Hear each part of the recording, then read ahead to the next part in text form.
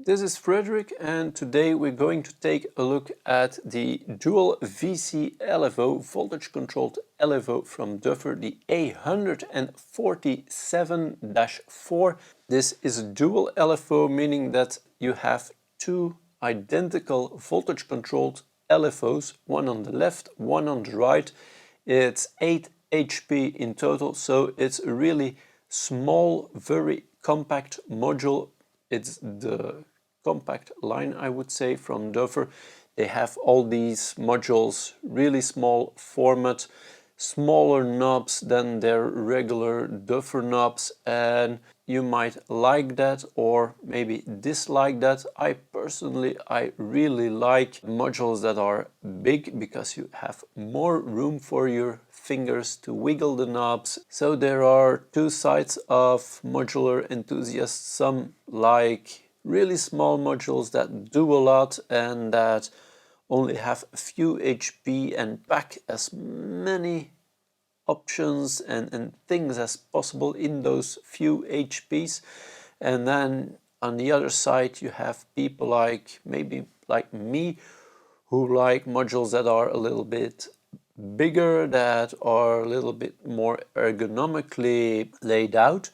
These modules from Doepfer, they are still really ergonomically suited. You have all those jacks on the bottom, all those knobs and switches on the top. One thing I would mention is that if you put the mixer and the dual VCLFO next to each other, the lines of the jacks, they're not exactly lining up. And what I recollect from, not really what I recollect because I have many modules from Doepfer, you have all those filters, you have all those multiples, and every module, almost every module that has like 8 jacks in a column, they all line up horizontally if you put different ones next to each other. Same with the filters. Most filters, they all line up, the knobs line up, most of them, they line up. With this new range of Doepfer, and I get it because they need to pack as much as possible in a really tight space, they can't have that room. And if you put them next to each other, these two knobs are higher than this knob. I'm really nitpicking, but that's how I am. Then you have this one. It also doesn't line up, and with their older modules it does. So that's a little bit, I think it's an inconsistency, but I really also don't think that it's important function-wise. It's totally not important function-wise, but it's some minor detail that kind of got me when I put these next to each other. I was like, oh, they don't seem to line up anymore the way they did with the bigger ones. So I really hope, and that's a little bit a call to Doepfer, I really hope they continue on making those bigger modules still, not only the old ones, but make some in the future, some new ones too, with still the big knobs, not really the big knobs, the little bit bigger knobs than these ones. I get the intent. There is a big customer base for these kind of feature-packed modules. There is a big audience.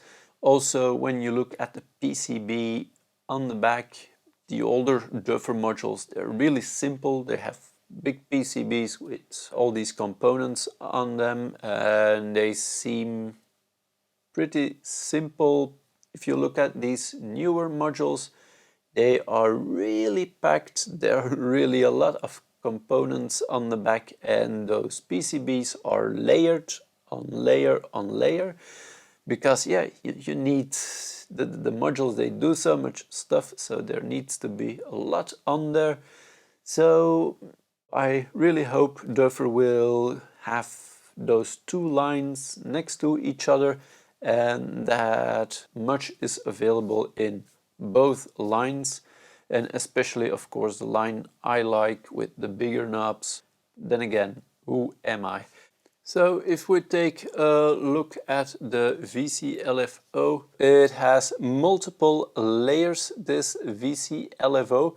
So it's really compact and you have multiple jumpers, and that's really nice to configure the module how you want and have it at the right range. You can have the square wave from -5 to +5 or from 0 to +10 volts. Really handy. And one thing I don't know what I need to think about it. Also did a demo of the frequency shifter, which I really liked. And it was also a really packed module, lot going on, multiple PCBs on top of each other. And the way they are put together, have a screw going that way, you get a screw going that way, and then some kind of long nut. But one thing, if this screw gets loose, no problem, you can reach it perfectly. My worry, and this happened with the frequency shifter, because yeah, those modules, they are shipped somewhere, yeah, shipped to me, shipped to the store. If you put it in your system and you go someplace with your system, maybe take it in your car, then there's a little bit of trembling going on. And if those screws get loose, I don't know how you can, maybe it's me and there is a really nice way, but if this screw gets loose, then it's, in my opinion, I think a pain in the ass to tighten it again. If this screw gets loose, you just take a screwdriver and you can secure it again. If this screw gets loose, you can't reach it with a screwdriver if you need to. This happened with the frequency shifter. One of those inner screws got loose, and if I remember correctly, it was not a 2 PCB unit, but a 3, maybe even a 4. I don't remember anymore. It's, I think, totally stupid to have to send a module back, maybe, because a screw gets loose. I don't know how these screws can be secured, and that's kind of a small worry, I would say. Maybe there's a better solution, but I leave that up to the design department of those eurorack manufacturers. Let's take a listen at what the waveforms do on an oscillator. Got a really simple patch, just a voice, a steady oscillator that I will activate when I press the key, and the LFO will kind of work like an envelope generator because I'm resetting it every time I press the key. The waveform resets and then it does its thing. I will play a little bit, talk a little bit, and let's go over the module this way. Then we will take a look at all the separate in and outs, the knobs and the switches. So yeah, please bear with me. So I'm only using one LFO, the left one. It's now plugged into the rising saw. It's now plugged into the rising saw, and I put a little bit of delay on an otherwise pretty dry, filterless signal. Can really slow it down. You got two controls, the coarse frequency and the fine frequency control. This is an attenuator that attenuates a signal voltage that is normalized, and if you put something into the CV input, then it just works as an attenuator, and you can make this signal a negative, a positive, or you can just detach it and only then it does nothing. If you put it into the positive, when you turn it clockwise, the frequency will speed up. If you turn it counterclockwise, it will slow down. Of course, if you put it in negative, that normalized voltage is inverted, and when you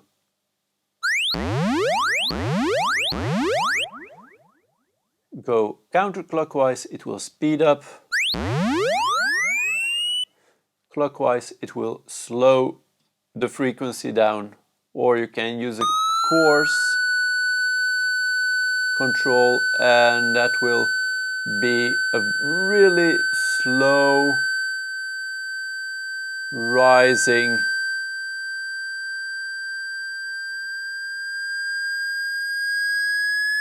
making it quicker.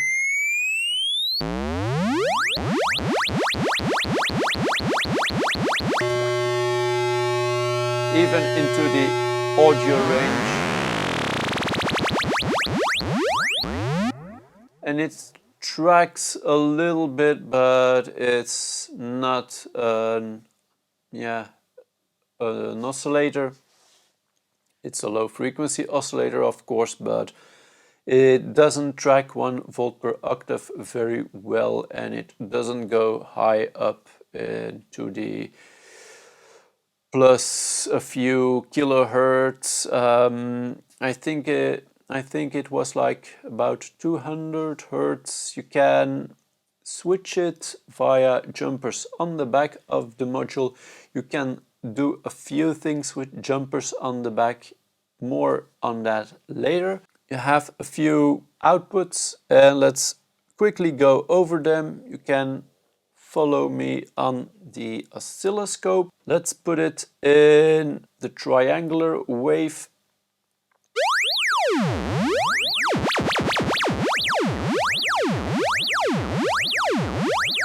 It's a nice triangular wave, not much to it.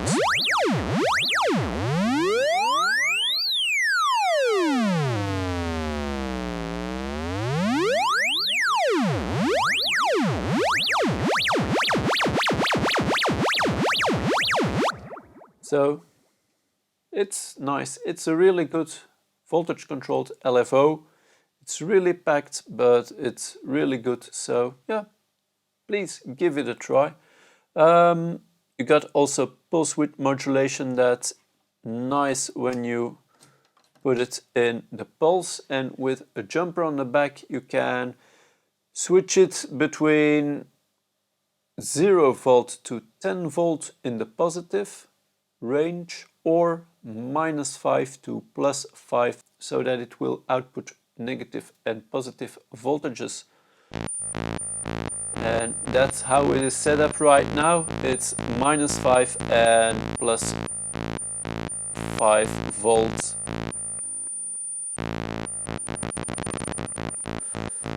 So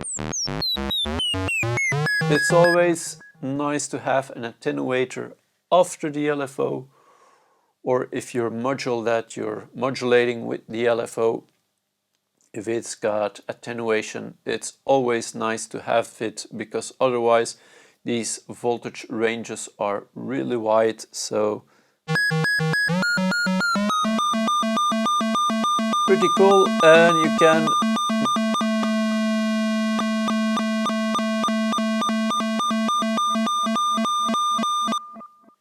do some manual pulse width modulation.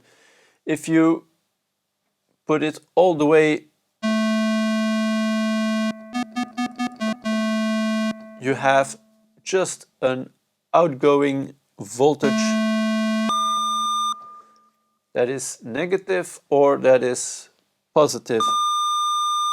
And then frequency, it doesn't do anything, because that pulse width modulation, it's all the way up to the positive or the negative. So you can use this dual VCO as just outgoing voltage. If you use the pulse output and you put the pulse width modulation manually all the way up, or all the way down for a positive or a negative steady voltage.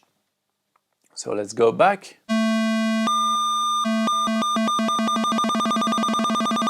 Even audio. Really nice for audio modulation if you don't need it to track that well. So nice. Let's take the wave output.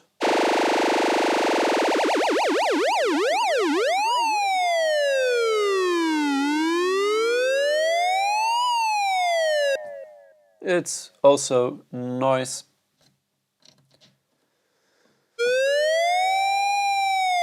Then the sine out.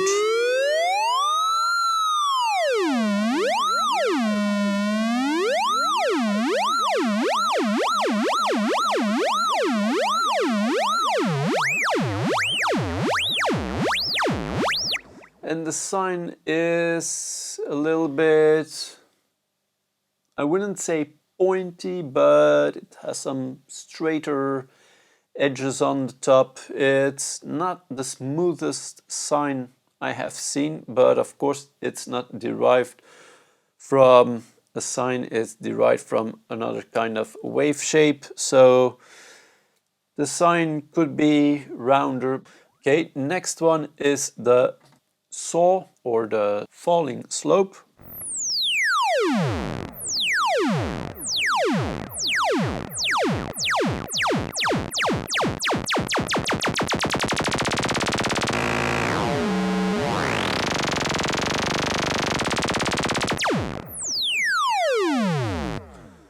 Really nice effects.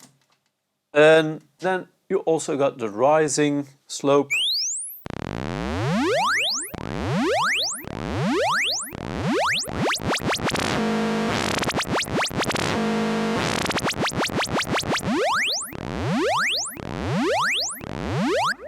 So that are the outputs. Let's take a patch cable and use that second LFO to modulate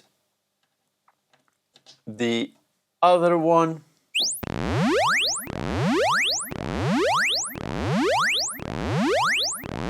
Let's see.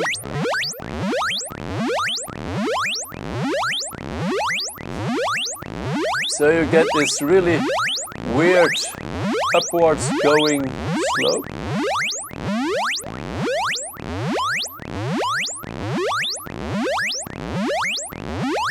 I think it's pretty nice.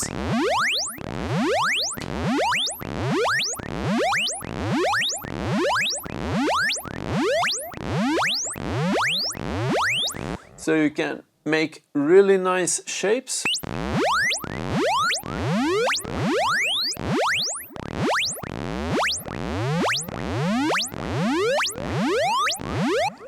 And what also would be pretty nice, I think, is when I mold this reset signal. So if I take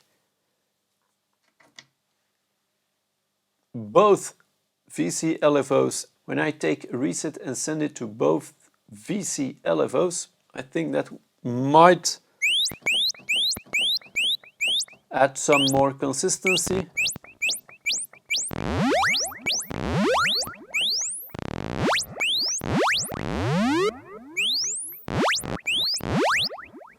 Okay, it's pretty. Can make these wobblish sounds.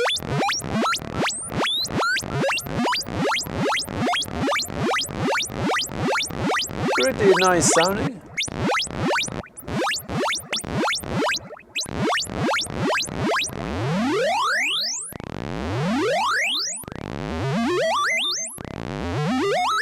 Really spacey sounds. I really dig this.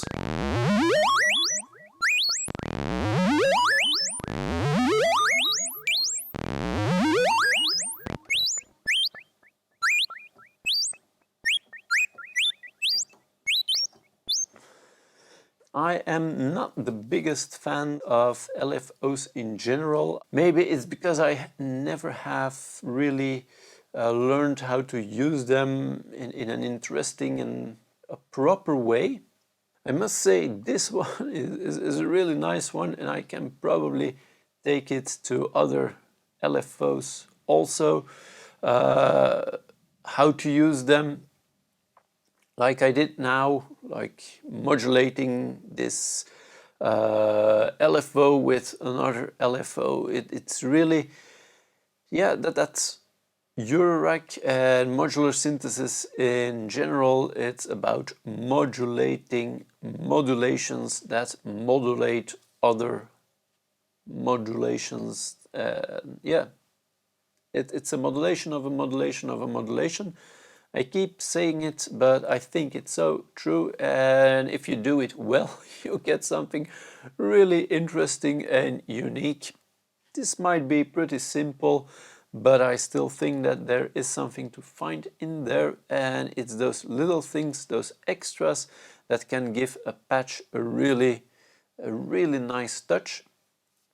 So let's maybe quickly go over all the ins and outs and controls. The A-147-4 by Doepfer Dual VCLFO.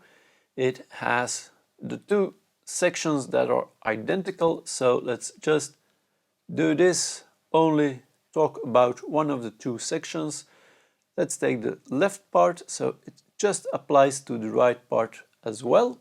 You've got the coarse frequency knobs, and via a jumper on the back the range can be set in two different ways, a somewhat lower and somewhat higher range. If you turn it all the way down with the jumper to the low position, then it will be close to 10 minutes for a whole cycle. If you put it all the way up, it will go towards audio range, maybe just into audio range. When you put it in the high position, then all the way down, the coarse frequency will go about 1 minute for a cycle, and when you turn it all the way up, it goes somewhat higher into audio range, but not really high. Then you got the CV knob.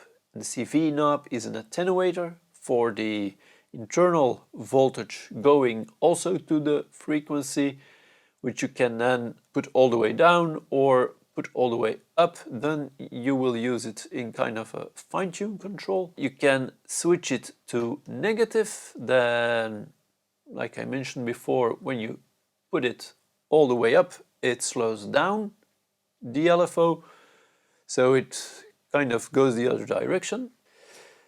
Off, it has no effect, and positive, it will act normally, all the way down slower, all the way up quicker. So both all the way up with the switch in positive, it's the quickest setting that the LFO can do. It goes into audio range, all the way down the slow setting. Then you got the pulse width manual modulation. If you have nothing plugged into the P here, the P stands for pulse width. If you have nothing plugged in here, this will be just the manual control. In the middle you have a square wave coming out of the square wave / pulse out. If you put it all the way down, you will have negative voltage. Slightly up, then you will have a very small pulse.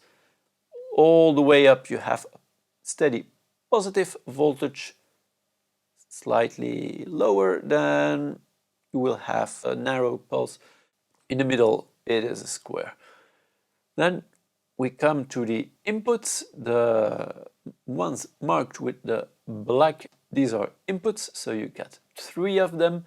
The CV, which you can modulate the frequency with and attenuate it with the CV control.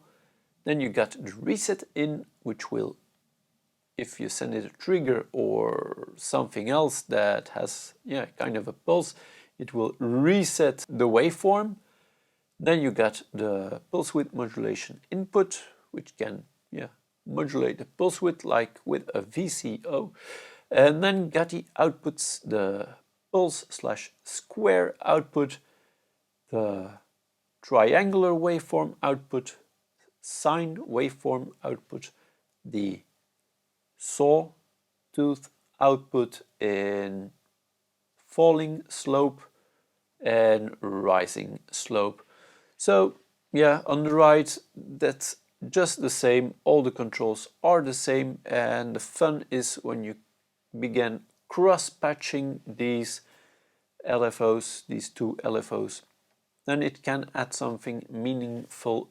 I would say, if you want to support me, please have a look at my Patreon. I present all my patches I make on there.